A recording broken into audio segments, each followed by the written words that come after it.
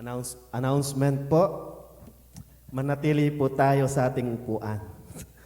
Amen. Hallelujah.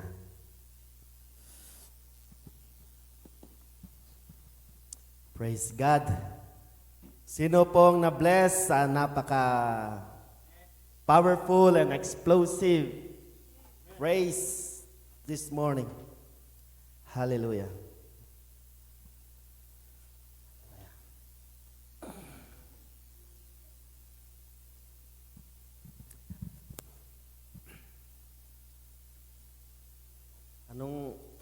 Anong date ngayon?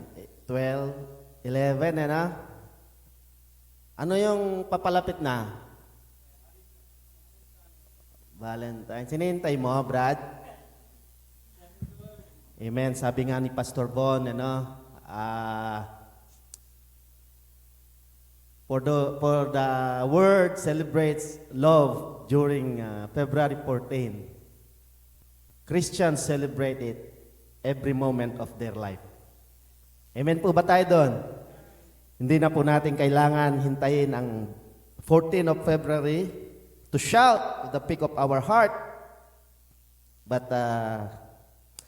since nasa atin ang Panginoon Diyos, we ought to celebrate it every moment of our life. Amen? Hallelujah.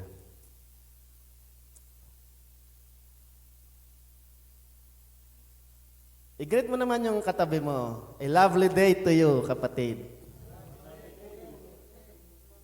Amen. Hallelujah. Hallelujah.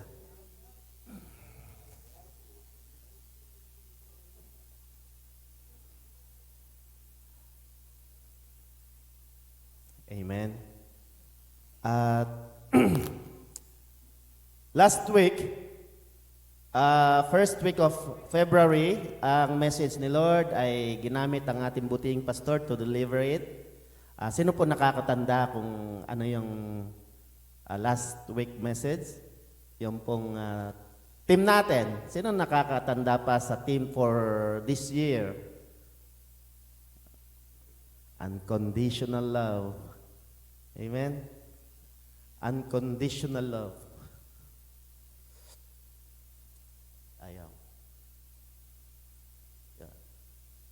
Yan. Unconditional love of God. Amen? Of God. Ngayon, yun pa rin yung top team natin. Actually, ito yung very team ng mga Kristiyano, na ang unconditional love na na-receive natin kay Lord. Na-receive nyo ba to? Yung kind of love na ito? From our dear Lord, Christ Jesus? Di ba? Even since yet we are sinners, na-receive na natin ito. Ganon yung unconditional. No? Sa kabila ng siya'y kaaway natin, nung tayo makasalanan, He gave freely, unconditionally, yung kind of love, the greatest love ng ating Panginoon sa atin. Love. What is love? Balik sa high school noong 1990s. Ngayon 20s kasi hindi na what is love, Slam book ko, sinabutan mo 'yon? Tapos love is blind like a rosary full of mystery, di ba? Love at first sight. Dami, no? Ngayon wala nang slam book, Facebook na. Amen. So what is love? So, ulit po, alam ko lahat, tayo alam natin what love is, but let me read it once more. Love is the common denominator in how we relate to God, to others, or to ourselves. As followers of Christ, love is our trademark. Di ba? For without love, you are not a true Christian. Love is a tricky word. Sabi nga niya, ito yung napaka-delikadong bagay sa atin. Yung puso natin na nanggagaling yung love na yan. Love is a tricky word. It's most often understood as an intense feeling of deep affection. Minsan, nung panahon nung bata-bata pa tayo, May nakita mo si crush, feeling mo love mo na siya. Nakita mo yung classmate mo sa puppy love. Nasa misis ko wala. Ay, puppy love. Biblically, love has a much deeper and richer meaning. It transcends a feeling or emotions. This is what we see in 1 Corinthians 13, kung paano inano ni Paul, no, kung ano yung love. It's merely a feeling but a way of relating to others. So sa Bible, may nasusulat, mababasa tayong love na sinasabi yung dalawa. But sa mga commentators, sa mga masi-search natin, there are 4 kinds of love. Yung, correct me if I pronounce it wrong, storge love, or family love. Ito po yung love between parents and children, between siblings. It involves respect, honor for one another. This phileo love, or mabasa natin pilaya, a true friend love, an affectionate regard, a loyalty shown between true friends, one that enables us to put differences aside and go forward. Ito po yung pagmamahal natin sa ating mga kaibigan, lalo na yung best friend. Na even sa mga kapatid natin, hindi natin nasasabi, even sa parents, pero sa best friend mo, nasasabi mo. No? Kasi may love ka sa kanya na yung kind of love na ba na yun, na pagtitiwala. Third is the eros love, or the erotic love, or the passionate love. Ano po? Ito po yung nararamdaman ng pag-ibig toward opposite sex. No? Love that develops between a couple who have realized that this is their soulmate. Na-meet nyo na ba yung mga soulmates nyo? Jesus is our true soulmate. Soulmate. Yeah, but syempre, naka-duty si Lord 24/7. Of course, our mga spouses natin, through Jesus, they are our soulmate. Our parents, di ba? Are our soulmates, our kids as well. But eros love, ito po yung love na nararamdaman natin towards opposite sex, but only acceptable by God when it bound by marriage. Out of marriage, it's a sin. And lastly is agape love. Ito po yung love of God. Ito po yung team natin ngayon.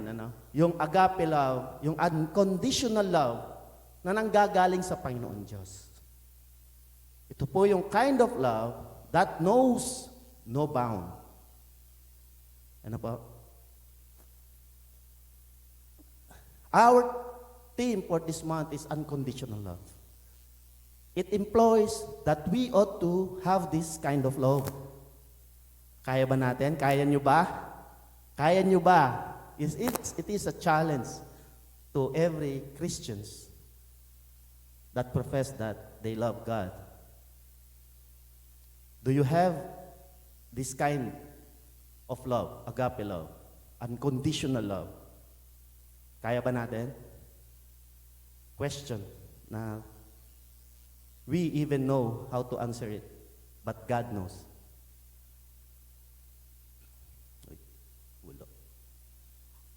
Walang signal.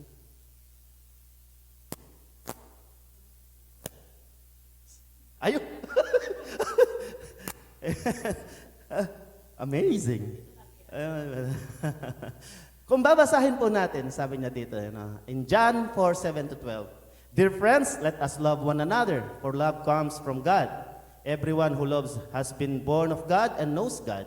Whoever does not love does not know God, because God is love. This is how God showed His love amongst us. He sent His own one and only Son in the world that we might live through Him. This is love. Not that we love God, but that He loved us and sent His Son as an atoning sacrifice for our sins. Dear friends, since God so loved us, we also ought to love one another. No one has ever seen God, but if we love one another, God lives in us, and His love is made complete in us. Paganda, no? God is love. So, if God is with you, then you are full of love. We have been filled in with kind of love na meron si Jesus dahil si Jesus nasa atin.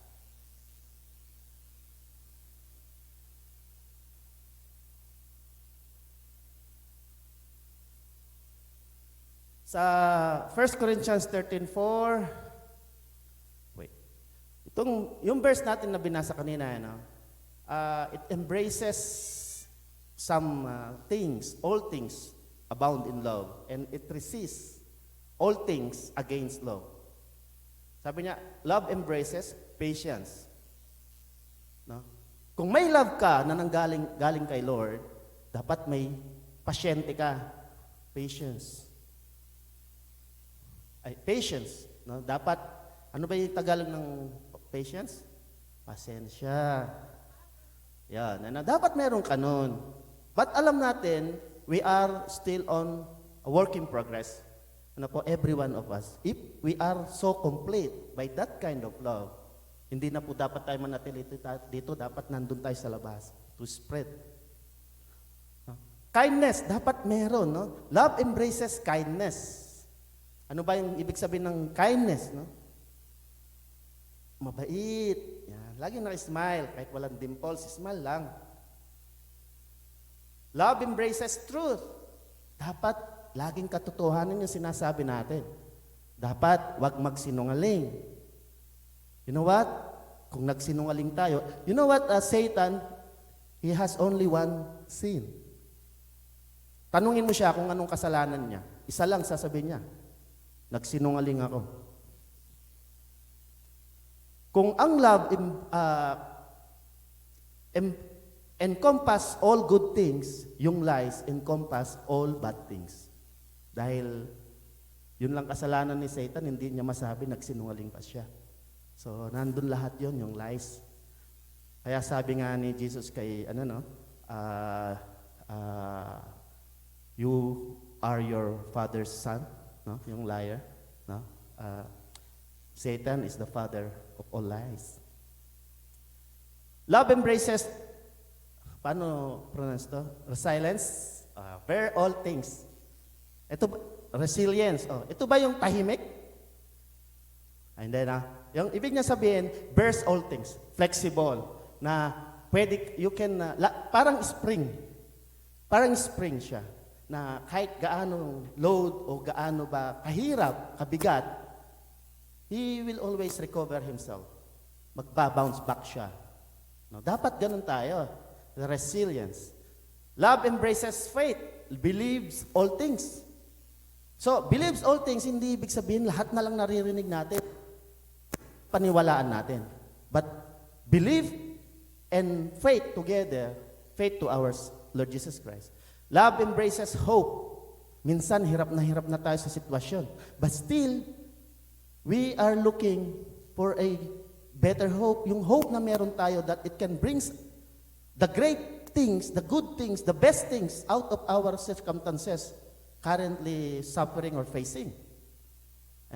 Yung nagpaplano ka para bukas, no? That's hope. Kuha niya, nagpaplano ka, anong gagawin mo bukas? That's hope na bukas aabot ka. Although hindi mo alam. You don't hold time. Love embraces endurance, endure all things. Na kahit na nahihirapan ka, you ought to endure all things. Why? Because you have Jesus, you have love. Love embraces perseverance, never fails. Ito ba yung lagi kang tama, never fails? Ito ba yung Kia na tinatawag? Know it all. Yun si Madam, alam niya yun. Perseverance, Ito po yung hindi ka sumusuko, You persevere. Hindi ka tumitigil because there is hope na tinitingnan mo. You will endure and you will persevere. And that love embraces things, no? Kuya Man. Love resist. Ito po yung riniresist ng love na meron dapat tayo. Ay, yung riniresist dapat dahil meron tayong love. Love resist and envy. Isn't envious. Ito ba yung halata, envious? Obvious pala yan, ano? Envy. Yan. Huwag kang mahinggit. Ayan. Love resist boasting. Yung parang boss ka. No? Magyabang. Dapat hindi tayo mayabang bilang Kristiyano. No? Pero kung minsan, hinajudge natin yung iba dahil sa kanilang figura, dahil sa kanilang tindig, yabang naman nito. Diba? Labas yung dibdib. Yabang naman nito. Usli yung tiyan. No. So, it doesn't work that way. It should not work that way. Love resists arrogance. Ito yung arugante. Ano, yung arugante, paano mo masabihin to? May pagkahalong takless at barbaric ang dating, ano? Arugante. Walang respeto, no? Rudeness. Love resists rudeness. Ano ba yung rudeness? Yung si rude, no? Rudeness, ano po? Hindi tayo dapat rude. No, hindi po tayo dapat ganun. No, yung walang pakundangan. Ano pa? Love resists selfish. Love resists selfish. No? Kung kumakain ka ng talaba, ng crab, mag-share ka. Do not be selfish. Di ba? Love resists anger. Hindi tayo dapat madaling magalit because we have that love. Jesus, nagalit naman si Jesus Christ, nakita natin, nung nagalit siya dun sa templo, di ba? Pero sa katawan niya, sa sarili niya, ano man ang itapon sa kanya, hindi siya nagalit. Dahil sabi niya, God is slow in anger. Ano pa? Love resists resentment, isn't resentful. Ano ba ibig sabihin ng resentment? Yung renisent, yung fail yung sent, tapos renisent pa? Sorry. Hindi po dapat tayo magdala ng ganon. We should not be a resentful Christian. Ano? O ba't may 8 dun? Love resists wrongdoing. Ito yung number 1. Love resists wrongdoing. If you have that kind of love, dapat, pero alam mo, para ma-resist mo yung wrongdoing, dapat malaman mo yung correct doing o yung right doing. No? Sabi niya, I have the right because you have left. You have left. You has left pala. Tawa si Ate Ana. First date po ni Ate Ana, welcome home po. First date, napapangiti ko na siya. So, I have the right because you has left. Alam po dapat natin yung right doing para ma-resist natin yung wrong doing. Amen? Amen. So, yun po yung love embraces and love resists. As per dun sa binasa natin sa John 4:7-12. Introduction pa lang po. Tapos na yung oras ko. Signal pa yan. Yun. This is our main verse po. Sa Matthew 22 verse 37-40, ang sabi niya, and he said to him, you shall love the Lord your God with all your heart and with all your soul and with all your mind. This is the great and first commandment, and yun pala yun. This is the great and first commandment, sabi niya. Ano po yun? To love God with all of our hearts, with all of our soul, with all of our mind. Lahat-lahat, hindi partial. Hindi 50% sa heart, 20% sa soul, 50, 20, at 30% sa mind para maging 100%. But, sabi niya, with all of your heart, with all of your soul, with all of your mind, a triune kind of love na meron tayo dapat sa Panginoon Diyos. Both are 100%. A triune kind of love. Ano po? And a second is like it. You shall love your neighbor as yourself. On these two commandments depend all the law and the prophets. Sa iba, hang. Sabi niya, hang. Doon tayo sa number 1. By the way, ito po yung title ng ating, basahin ko muna ito. Sa number 1, sabi ng Panginoon Diyos, love me with all of your heart, with all of your soul, with all of your mind. Paano natin magagawa ito? Paano natin may papakita kay Lord, kay God, kung gaano natin siya kamahal, kung ito nga yung pag-ibig natin sa Kanya na nararamdaman. How?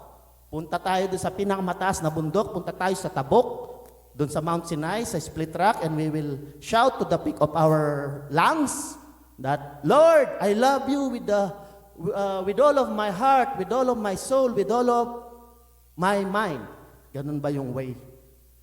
No? By just professing, shouting, yung pagmaibig mo sa Panginoon Diyos, it doesn't prove anything.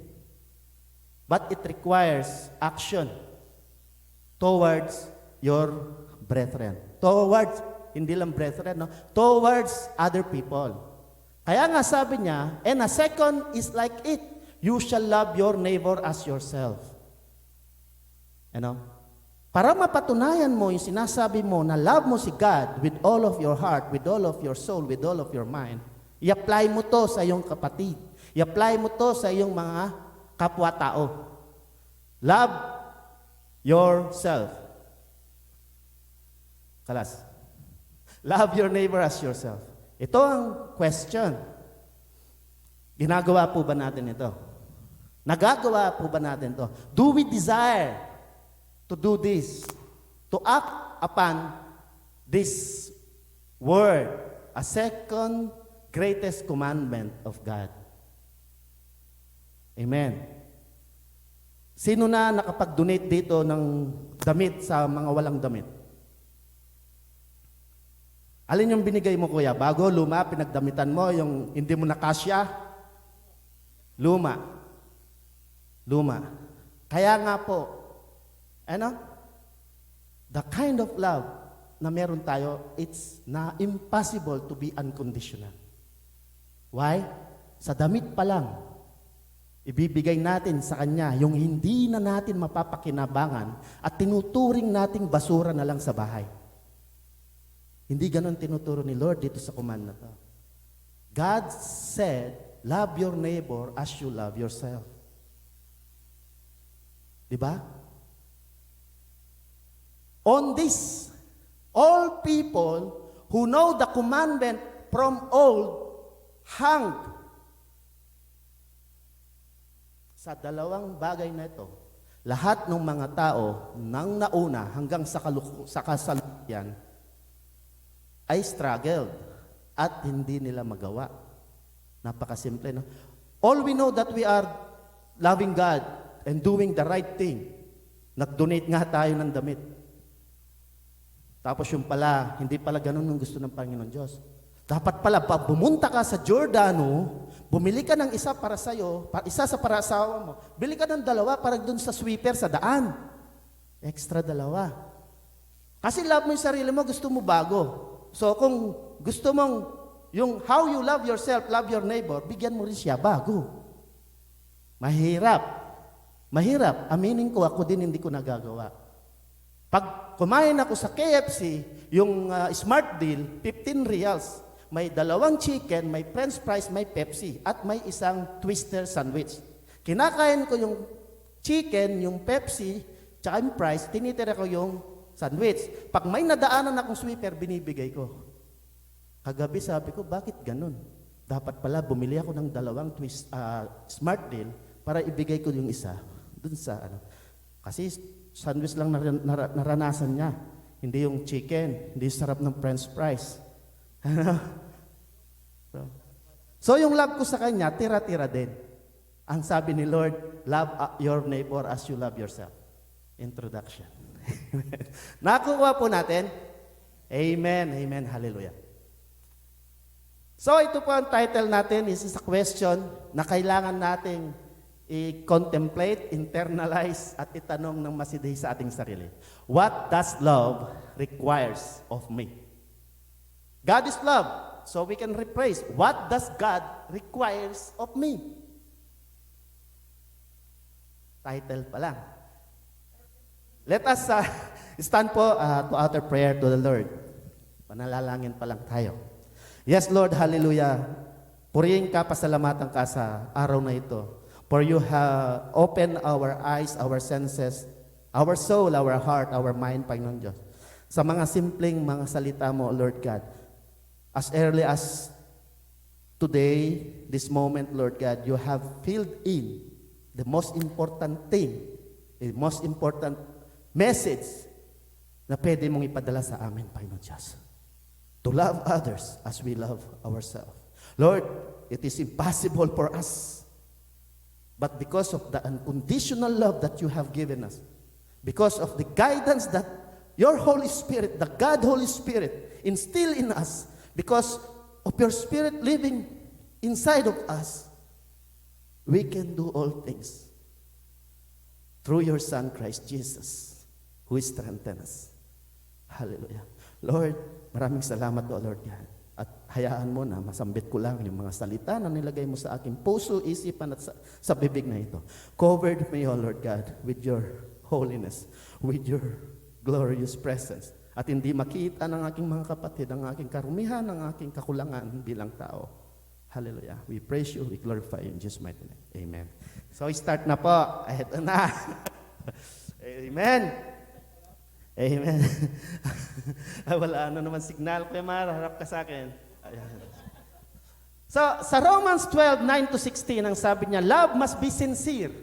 Ito, para magawa natin to, it's a question, no, na what does love requires of you to do when we exercise love? When we act upon this kind of love, we have to be conscious sa ating sarili. Every step of our way, acting upon this love, we ought to manifest in our daily living.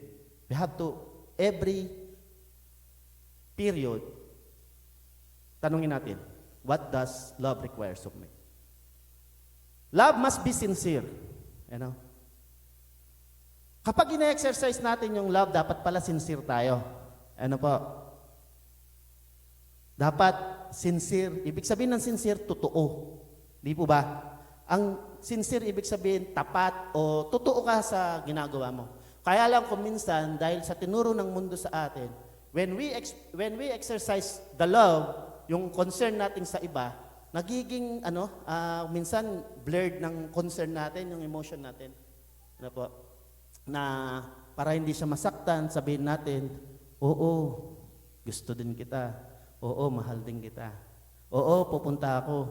Yung bang hindi tayo nagiging sincere, pero dun sa iniisip natin na masasaktan siya, gumagawa tayo ng bagay na hindi na totoo sa sinasabi natin. No? Na para lang hindi siya masaktan, iniisip natin, o para lang matuloy yung isang bagay, nakakagawa tayo ng mga bagay na hindi naman tayo sincere. Amen? So, sabihin mo sa iyong katabi, I sincerely love you with the love of the Lord.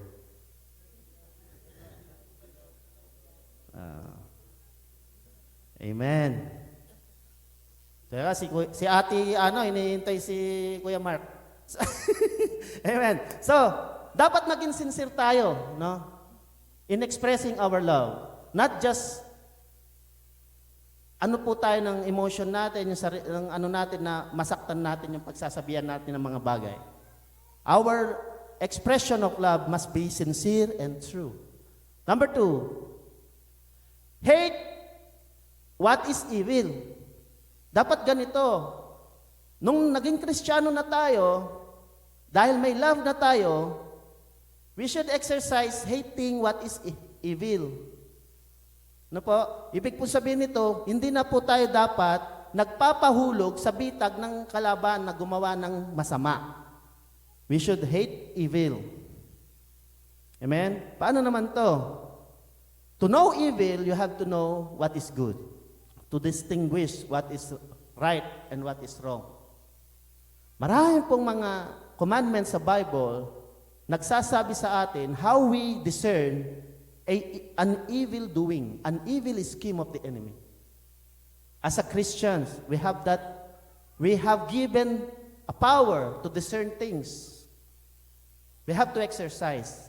By the help of the Holy Spirit, we can activate yung ano na yun, Hindi lang yung third eye ang na-activate, no, ng ibang tao na nakikita, siya lang nakakakita ng mga hugasan.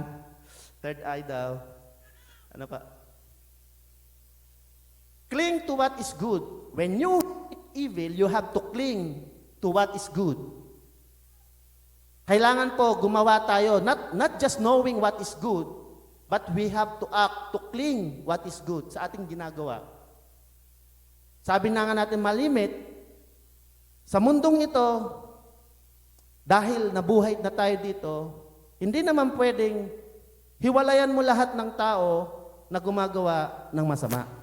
Ano ba ang silbi natin as a light and salt of this earth kung tayo mismo ilalayo sa kanila? Sino mag-share sa kanila? Sinong mag-aakay sa kanila? Sinong magdi-deliver ng word ni Lord sa kanila? When we judge them na masama siya gumagawa siya ng masama, hindi ko siya dapat makasama. In scenario by scenario,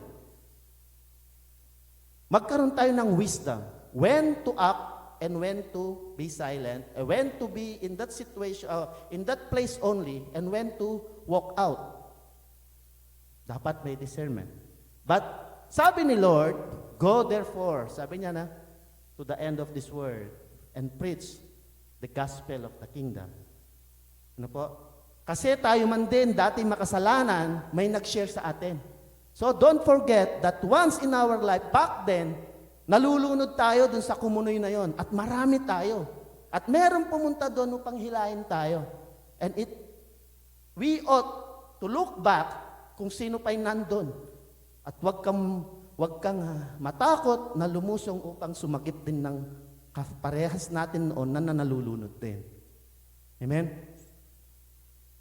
Be devoted to one another in brotherly love. Sa ating magkakapatid, we are in the family of God. We ought to love another. Ano po, bilang magkakapatid, magpamalasakitan tayo. May nanghihina, magsilbi tayong kalakasan sa kanya. May kapatid na namumroblema. Bro, gusto ko namumroblema ko. I'm so depressed. Lumalabas na yung pagkakapampangan. Sumobra na kasi sa 30 minutes. So, in counseling, we have to have that wisdom from the Word of God. No? Minsan depressed ka, lumalapit ka dun sa depressed pa rin sa'yo Ano? Minsan naman, gusto mong tumulong dun sa depressed, to problematic, sama ka sa akin para mawala yung problema mo. Ano problema mo? Kailangan ko ng 100 reals. Depressed ka. Punta tayo kay kuya. Kuya, anong problema mo? Kailangan ko ng 500 real. Masaya ka. Mas malaki problema niya sa'yo. Pero hindi dapat ganun. Dapat magsilbi tayong catalyst of the solution na pwede sa ating kapatid. Hindi maging pabigat pa. Nasanay tayo, problemada tayo, binasted ako ng nililigawan ko. Brad, binasted ako. Tara, inom tayo, mawawala din yan. Makakalimutan mo yan. Ano? Dadalhin tayo dun sa hindi maganda. Beloved, to be devoted to one another in brotherly love. Dapat maging devoted tayo sa bawat isa. Hindi ko mo ibang level siya. Diba? Minsan kasi sa mga Kristiyano, even yung mga Christians, masyado silang focus sa kanilang mga status sa buhay.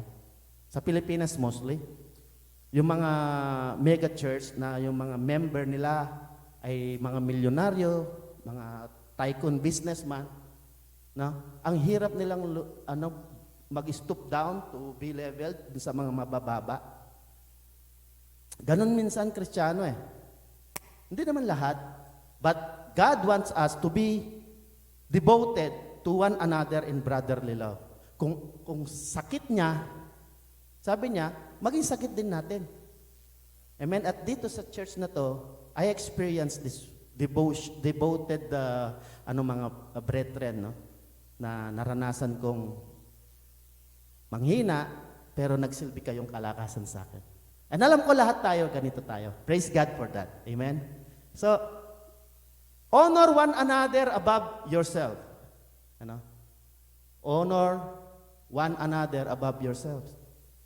Wag po nating tingnan, sabi ko nga yung estado natin, dito man sa church na to o sa iba. But we have to honor one another above ourselves. Humility, humbleness. Ano ba yung honor? Hindi na natin kailangan bigyan ng medalya, ng certificate, no? Para, walang okay. Kasi nung nag-aaral ako, sa totoo lang, ang daming, nalagi ako nandun sa listahan. Nagtanong ka pa eh. Move na tayo. Never be lacking in zeal. In any circumstances po, dapat hindi tayo nagkukulang ng zeal. Ano ba yung zeal? Dapat meron tayong kagalakan, ano? Dahil nasa atin ang Panginoon Diyos. That zealous feeling, ano po, hindi dahil sa mga nagawa natin, but through Christ Jesus.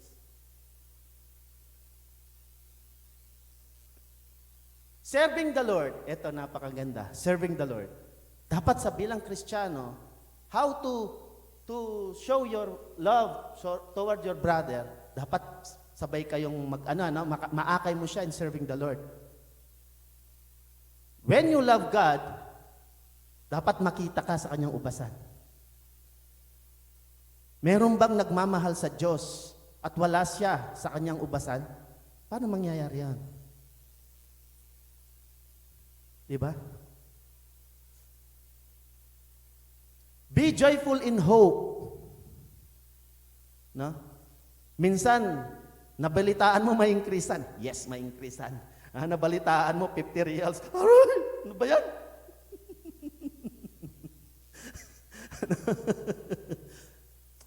Ano? Simple hope. Sabi ko, ever since po na nagtrabaho ko, pag nakakarinig akong may increasean sa iba, nagagalak ako. Dahil sabi ko, nangyayari ang increasean. Kasi kung wala kang nabalitaan, walang hope na ma-increasean ka. Pero dahil na increasean yung iba, may hope, ma-increasean din ako. May pag-asa. Pero sa pag-asa natin na makapunta sa langit, dahil ang hope natin na kay Christ Jesus, dahil nangyari ang resurrection, yung hope na meron tayo ay totoo. Otherwise, kung hindi, walang resurrection na nangyari, walang saysay ang ginagawa natin dito. But there's hope na sinishare natin sa ating mga kapatid. Amen? Hindi natin sinasarili.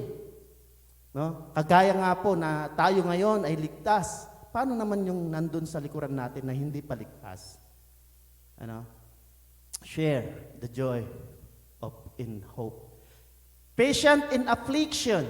Ito na. Pasyente na. Minsan nakakaranas tayo ng problema, yun nga, ng kasakitan, tribulation. Minsan, dahil alam natin yung pangako ng Panginoon Diyos that His plan is to prosper us and not to harm us. Dahil alam natin that everything you ask in Jesus' name, God will grant and provide. Minsan, limitado yung pag-isip natin. And then, hindi na tayo masyadong naging patient. Nainip tayo kay Lord. Nainip tayo dun sa ipapadala niyang bangka dahil na-stranded tayo sa isang isla. Pero what? Hindi naman na-stranded si Lord eh. Marami siyang pinadala para sa atin. Kaya lang tayo hindi natin ma-recognize. Bakit? Dahil gusto natin gawin ni Lord yung gusto natin, ini-expect natin na gawin niya para sa atin. The way we want it to be. Lord, ito dapat. Lord, sabi ko magpadala ka kahit bangka. Sabi ni Lord, nagpaanod na nga ako ng kahoy dun sa tabi mo. Di ka pa sumakay. Lord, ano ba naman yan? Kahoy lang? Lag? Yayakapin ko yun? No? Padala ng pating, may pagkain. Amen? So, love, patient in affliction. Dapat matuto tayong maghintay sa Panginoon Diyos. But with wisdom. No? With wisdom po yung paghihintay. With wisdom din po yung paghingi. Sabi na, the prayer of the righteous person is powerful and effective. Bakit naging powerful and effective yung prayer? Dahil ba dun sa nanalangin o yung pinanalangin? Kasi pag righteous ka, ibig sabihin, yung prayer mo is righteous din. It will align with the will of the Lord. Kaya nagiging righteous ay powerful and effective. Dahil yung prayer. Kasi I believe, no, hindi lahat ng sitwasyon, God, yung kanyang mga binibigay, tinitingnan niya yung tao. But yung heart at saka yung prayer natin. Yung iba, tara puntahan natin yung yung bishop. Pagpa-pray tayo sa kanya, sigurado pakikinggan ni Lord.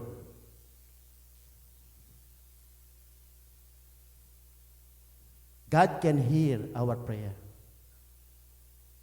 Because God made us righteous through Christ Jesus. Amen. Share with God's people who are in need. Ito na. Kung meron ka, sabi nga niya, no? Kung meron kang extra tunic ba yun? Ano ba yung tunic? Yung parang robe? Parang balapal? Kasi may nabasa ko ganun eh. Sabi niya, pag may humingi sa'yo, pag may extra ka, bigyan mo. Ibig sabihin to, blessing ng Panginoon Diyos ay umaagos sa atin, siksik, liglig at umaapaw. Ano? Kapag puno na yung ano natin, yung barn o yung lalagyan natin, siyempre dapat bumili ka pa ng bagong lalagyan kasi puno na yung isa di ba?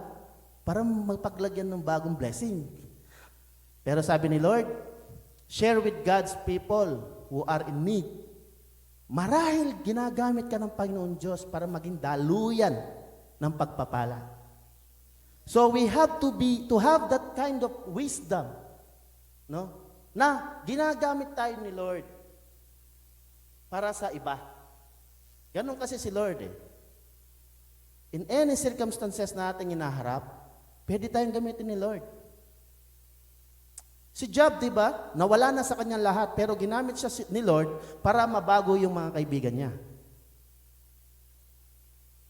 Yung kaibigan niya na nagsabing, kaya ka nakakaranas ng ganyan, nagkakasakit, nawalan ng ari-arian, dahil makasalanan ka, sabi ng mga kaibigan niya. And those friends of Job ay mas may nakakaalam sa kanya kaysa sa mga kautusan. Mas alam yung mga batas ng Panginoon Diyos. And they judged Job na kaya ka nakakaranas ng ganyan dahil makasalanan ka. Pero umpisa pa lang sa Job, dineclare ni God that Job is a righteous servant. Hindi siya nagkasala. Pero ginamit si Job through his prayer para magbago yung tatlo at mapatawad. Di ba? Kinausap ni God sa kanya. Bakit mo sinabi sa kanya? Yung parang false teaching nang sinasabi mo, hindi ganun. So, hinayaan manalangin si Job at nanalangin si Job at tinanggap yung panalangin para sa kanyang mga kaibigan. Minsan, huwag tayong maging judgmental dahil hindi natin na alam kung ano yung pinagdadaanan ng iba. No? Kasi minsan nakikita lang natin yung kasuutan ng iba. Ano? So we have to think as well as a wisdom na dapat maranasan natin. Malaman natin yung nararanasan niya. May nakita kang babae, yung suot, labas yung puso. Ginudge mo na. Yun lang yung damit niya. Wala siyang damit. Siguro medyo kumain ng marami, lumit yung damit. What I'm trying to say, yung ano po, no, yung Huwag tayong masyadong mabilis mag-judge. Ano? Ano po? We have to ask ourselves, what does love requires of me? Sa pagsabi mo ba dun sa ganon, is that God love requires of you? Hindi. Sa ating mga ginagawa, actually sa totoo lang po, bata pa ako, gusto ko nang magpatato. Opo. Fascinated ako dun sa mga nakikita kong may tato. Gusto ko talagang magpatato. Ano? So, if gusto ko may share about sa tato. May nakita kang may tato, sabihin mo, sabi sa Bible, kasalanan yan. Dapat hindi ka nagpapatato. What does love requires of you? Kung ang puso mo to papapurihan ng Diyos, gusto mong ipasulat sa tattoo mo yung John 3:16, sino makakapagsabi na kasalanan yon? Na yung puso mo is to glorify God. What does love requires of you? Kahit ibigay mo dun sa magtatatato, itato mo sa akin from Genesis to Revelation dahil gusto kong papurihan ng Diyos. Amen? A walking Bible ka. Kahit sinong makapunta sa'yo mabasa yung salita na nasa tattoo mo.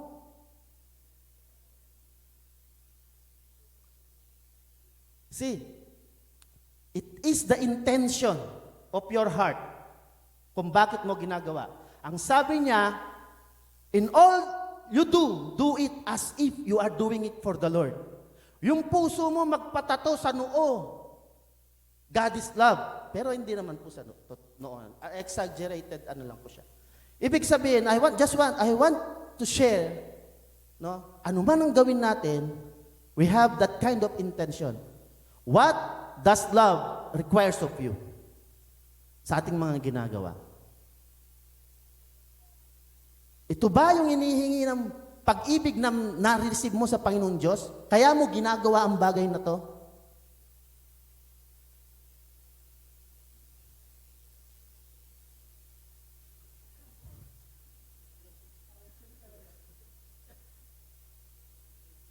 Ano ba? Ano po tayo sa ating sarili? Minsan yung nakikita natin, na-instill sa isip natin at ini-stir ng kaaway. To raise question. Sabi niya, dapat ba yan? It is depend on your intention, motivation on doing things. Is it to glorify God? Ito yun ba yung intention mo? Well, do it. Do it with wisdom. Do it with wisdom. For knowing the good things, you can resist the bad things. Knowing the right things, you can resist the evil things. Conclusion na po tayo. Conclusion, hindi tayo makakapasok kasi hindi yun open. Gas na.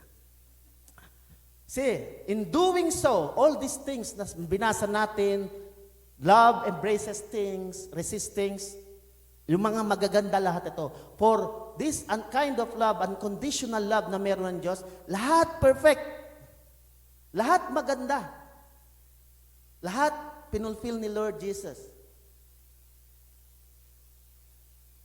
Sa atin sa paglalakad, marami tayong, sa paggawa natin ng mga bagay na to, marami tayong mararanasan, sakit sa paggawa natin ito. Naging sincere ka sa iyong pag-ibig sa Kanya. Alam mo, hindi ka ang may problema, ako. I need space.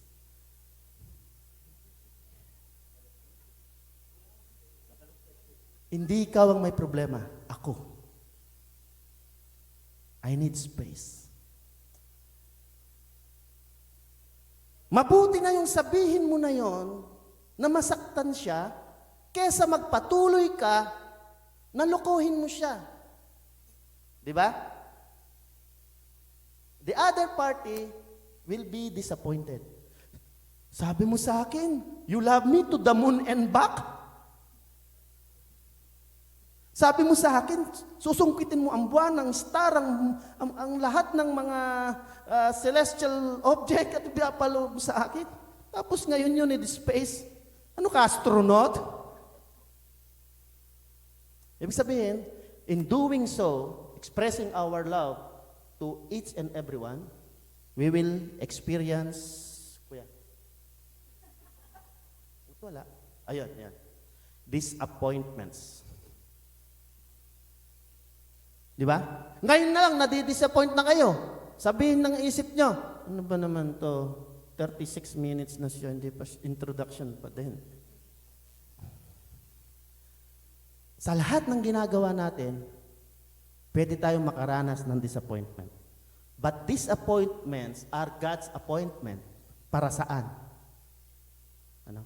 Disappointment and failure are not signs that God has forsaken us, forsaken you, or stopped loving you or loving other people.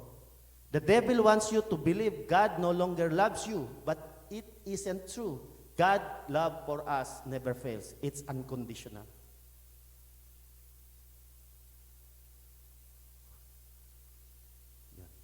Jeremiah 29:11, di ba? Yung gandang plano ni Lord. For I know the plans I have for you, declares the Lord. Plans to prosper you and not to harm you. Plans to give you hope and a future. Tapos makakaranas ka ng sakit, ng hirap, ng pighati. Makakaranas ka ng disappointment. Yun ba yung plan ni Lord? Mga kapatid, it's a process. Sa isang product, sa isang product po, para makagawa ka ng magandang product, dadaan ng proseso. And that process includes cutting, reshaping, twisting, and everything na sa buhay natin ay masakit. Para makabuo, nung ako'y sculptor, tagalilok, para Tagalog, ang hirap. Lilok yun, di ba? Para makagawa po ako ng obra maestra, obra maestra, yung aking piece, halimbawa, isang bato, kailangan ko yung silin, i-grind, ukitin. Isipin mo kung ikaw, maranasan mo yung ukitin, pukpukin, sinsilin. Sakit na na. Di ba? Para maging obra maestra ka ng Panginoon Diyos. Dadanan ka ng mga disappointments. Pero, kapag alam nyo, we will experience a lot of disappointments in this world. Tribulations and troubles. But ang sabi ng Panginoon Diyos, do not be discouraged. We may be disappointed, but never be discouraged. Dahil kapag po tayo ay na-discourage, that is the point that our spiritual level ay bumababa. We tend to stop. We tend na tumigil na, wag nang magpatuloy. In 2 Corinthians 12:9-10, sabi niya, but he said to me, my grace is sufficient for you, for my power is made perfect in weakness. Therefore, I will boast all the more gladly to my weaknesses, so that the power of Christ may rest upon me. For the sake of Christ, then, I am content with weaknesses, insults, hardship, persecutions, and calamities. Sinasabi ni Paul to, no? Ni Paul, sa mga taga-Korinto, sa kanyang kahinaan, dun siya malakas. Kung siya'y nakakaranas ng pighati, kalamidad, sakuna sa kanyang buhay, ilang beses kayang tinangkang patayin si Paul. Tinapon siya, binugbog siya. Pero hindi siya tumigil. But he is disappointed sa mga tao na nagsasabing they are follower of Christ. Sa mga tao na kasama niya even. But he was not discouraged para magpatuloy sa kanyang ginagawa. Dahil sabi niya, ano ba sabi niya? Yung may sinasabi siyang, to die is Christ, Yun. To die is gain. Pero hindi pa po natin panahon na mamatay. Dahil gagamitin pa tayo ni Lord. Ang question, willing pa tayong magpagamit sa kabila ng mga nahaharap na tribulation, pighati, calamities. Sa isang mag-asawa, di ba, darating ang Panginoon Diyos and we will be a bridegroom, di ba? Ikakasal tayo sa Panginoon Diyos. Sabihin natin sa ating mga esposo, mga karelasyon, nung nag-uumpisa tayo, we have that kind of commitment, we are committed. Di ba? We are committed to do everything sa ating asawa, lalo na yung mga una-una. And we are so blessed na na-maintain natin yun. Sabi nga ni Kuya Alan, consistent. But you know what? Embrace consistency or being consistent when you are in the peak of your spiritual level. Kung nasa down ka, huwag kang maging consistent kung nasa down level ka, kapatid. Kailangan mong mag-progress, develop, then nasa peak ka, dapat ma-maintain mo na yung consistent. So, committed. Huwag sanang mangyari sa tagal ng iyong pagsasama sa iyong asawa, yung committed na yon maging committed.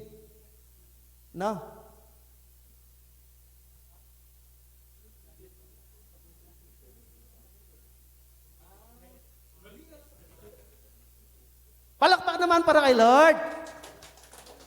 What I mean is, sa tagal ng ginagawa natin, nasanay na tayo dun sa walang progress, Laging ganon, walang bago. Dapat progressive tayo. Huwag tayong mag-stay na chairman lang. Dapat mag-submit tayo ng candidacy tinatawag doon. Yun, mag-level up tayo from chairman, floor manager, building manager, para yung committed na sinasabi natin, ma-maintain yung committed at hindi maging committed. Joke lang. Baka sabihin committed naman ako.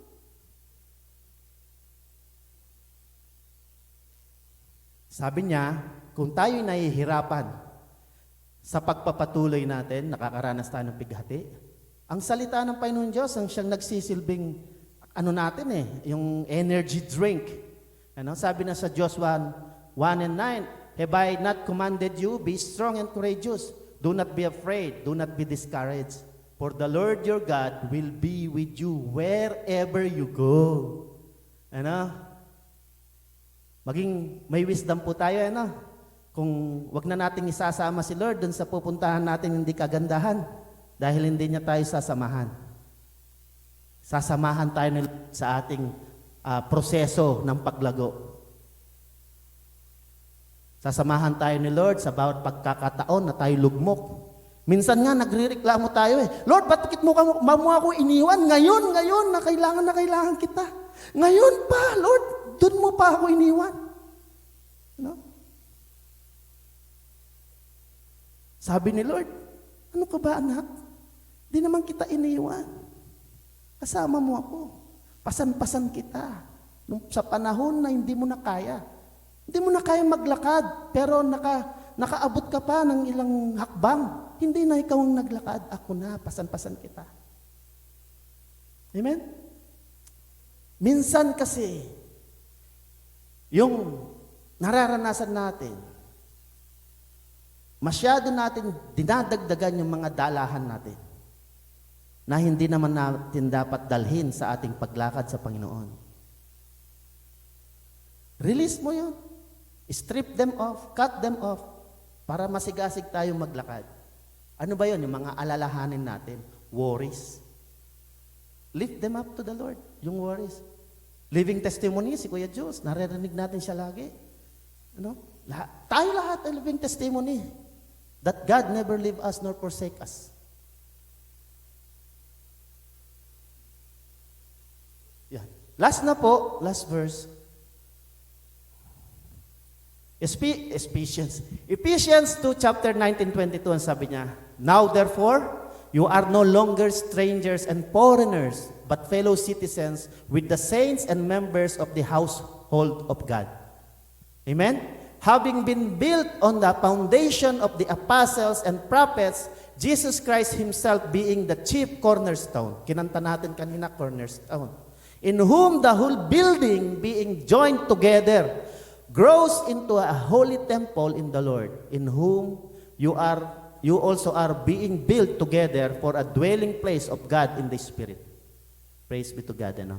Napakaganda nito. Ano? Bagamat tayo po, iba-iba ang pinanggalingan natin. Iba-iba.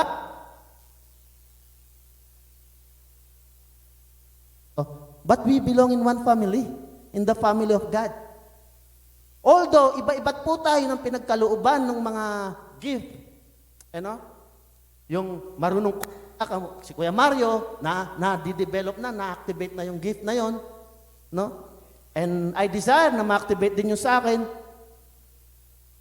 Iba-iba tayo ng ginagampanan sa ministry. Huwag mong sabihin, pastor ako, tagahugas ka ng plato. Dapat, mas mataas ako sa'yo. Hindi po ganon ang kapamaraanan sa Iglesia ng Panginoon Diyos. Lahat po tayo ay pantay-pantay sa paanan ng Kristo Jesus. Na pantay-pantay tayong pinatawad sa ating mga kasalanan. Ngunit gagamitan tayo sa mga kapamaraanan na Diyos lamang ang may alam. Amen? Sa ating pagpapagamit, we have to ask ourselves, what does love or what does God requires of me?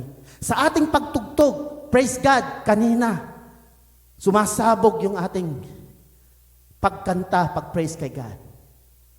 At dalangin ko, mula sa tumutugtog hanggang sa nag-lead ng worship, ang sa puso niya ay to praise God, to give glory alone, and not by His own, na i-honor siya ng ating mga kapatid. That every prayer uttered na umiiyak, every workers, transport na nagpapagamit sa Panginoon Diyos, ask ourselves, what does love requires of me in doing the work in the vineyard of God? Amen? Patuloy po nating namnamin ang mga katanungan nito. In all you do it as if you are doing it for the glory of God. Hallelujah. Let us all stand, kapatid. Hallelujah, hallelujah, Lord. Muli, Panginoon Diyos, tinataas ka namin. Sa aming kalagitnaan, Panginoon Diyos, binibigay sa iyo pinakamataas na papurit, pagsamba, parangal at pagdakila.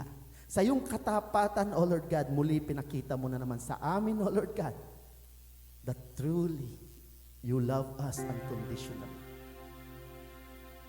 For nothing can separate us from that kind of love na meron ka sa amin. Hindi ng mga ginawa mo dito, mga magagandang bagay dito sa lupa, maging magagandang bagay dyan sa langit, ang makakapaghiwalay sa pag-ibig mo sa amin. Lord, sa panahon na kami mismo ay lumalayo, nadi-disconnect, O God, hayaan mo ang iyong banal na Espiritu mangusap at magkumilos sa amin upang ma-realize namin at mapagtanto na kailangan namin ma-reconnect sa iyo sa bawat pagkakataon. Lord, itong umagang ito, itong araw na ito, salamat, Panginoon Diyos, na nag-spark muli, O Lord God, ang apoy sa puso namin, ang pag-ibig na meron kami naranasan namin sa iyo. Our first love in meeting you, Panginoon Diyos. That kind of love, O Lord God, na hinihiling ko sa bawat kapatid kong naririto, maging kapatid sa online, sa ng aming mga mahal sa buhay. Lord, hayaan mo ang pag-ibig mo, ang maging aming pamumuhay. Lord,